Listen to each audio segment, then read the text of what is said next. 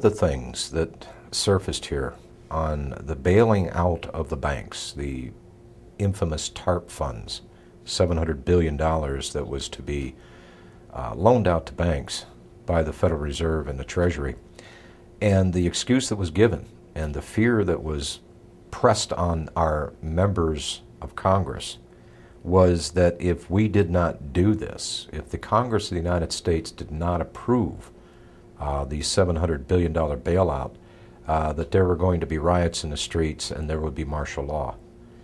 Now, that may be a possibility, but again, if you look at the situation, unemployment right now in this country is at 20%, and we're just a year into this recession.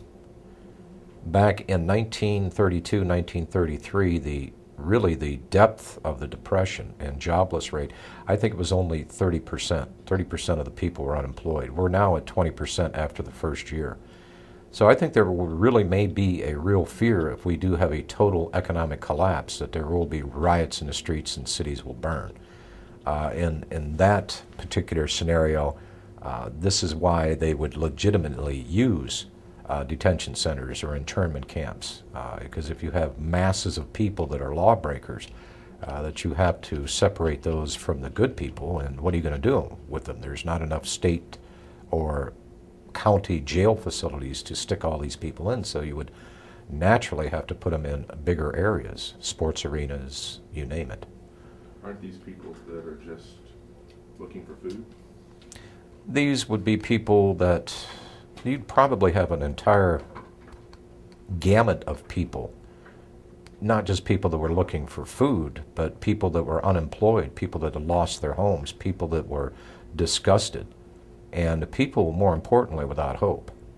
You'll find very few rioters ever through, I think, the history of the United States that would riot and destroy if they had hope.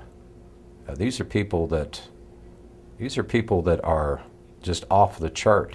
These are people that are unemployed, people that have lost their homes, people that have lost their families due to financial hardships. These are people that may as very well be hungry, that they didn't get their welfare check or their aid-dependent children check. And again, this is not going to be 1929. In 1929, we had people that were a little bit more polite, let's just say, that they would line up for their government cheese or their help from the government. But right now, I think so many different things are so emotionally charged in this country that if there were an economic collapse, there is a real possibility that there would be riots in the cities, and that's when they would bring in the martial law. I've always contended that it would be over an economic collapse, not after a backpack nuke went off or some wingnut or government agent put sarin in one of the subways.